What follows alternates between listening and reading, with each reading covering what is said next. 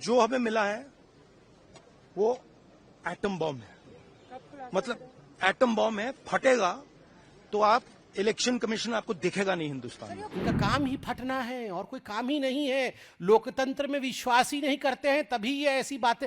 ये कैसी भाषा है आप सोचिए। भाषा में ही अलोकतांत्रिक अमर्यादा है। भाषा ही दिखाता है कि ये लोग फटना चाहते हैं। देश में किसी भी संवैधानिक संस्थान के ऊपर एटम बम नहीं फटना चाहिए। अगर वो एटम बम फोड़ेंगे तो हम संविधान को बचाएंगे। राहुल गांधी जी ने अभी इलेक्शन कमीशन को बोला है कि बम फटेगा, वो एटम बम की तरह फट जाएंगे। आपको क्या लगता है? और इनका काम ही फटना है। इनका काम ही फटना है और कोई काम ही नहीं है। लोकतंत्र में विश्वास ही नहीं करते हैं, तभी ये ऐसी बातें। ये कैसी भाषा है आप सोचिए। हम इलेक्शन कमीशन के ऊपर एटम बम की तरफ फट जाएंगे। अरे ये कैसी भाषा है भैया।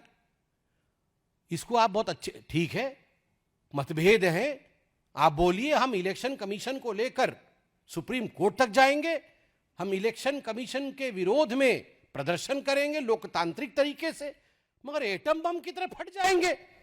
भाषा में ही अलोकतांत्रिक अमर्यादा है।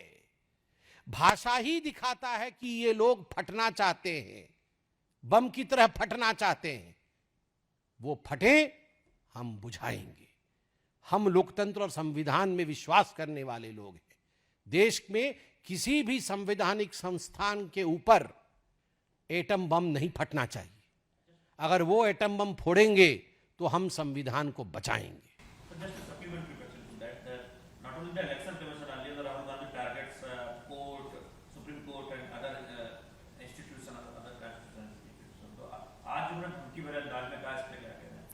देखिए, राहुल गांधी जी जो धमकी भरे अंदाज में कह रहे हैं वो आज से नहीं कह रहे हैं। वो धमकी भरे अंदाज में आरंभ से ही कह रहे हैं। याद करिए, आप और हम तो जनता हैं। उन्होंने तो किसी को नहीं छोड़ा है जी। उन्होंने आर्मी चीफ को सड़क का गुंडा कह दिया है। उन्होंने माननीय प्रधानमंत्री जी के लिए सदन में खड़े होकर कहा कि एक दिन तुम्हें लाठी से मारा जाएगा, लाठी से मारा जाएगा तुम्हें। ये प्रधानमंत्री के लिए कहा, सदन में कहा। और प्रधानमंत्री जी की शालीनता देखिए। प्रधानमंत्री जी ने कहा कोई बात नहीं, आप मुझे लाठी से मारिए, मैं और सूर्य नमस्कार करने की संख्या बढ़ा दूंगा ताकि मेरी कमर मजबूत हो जाए।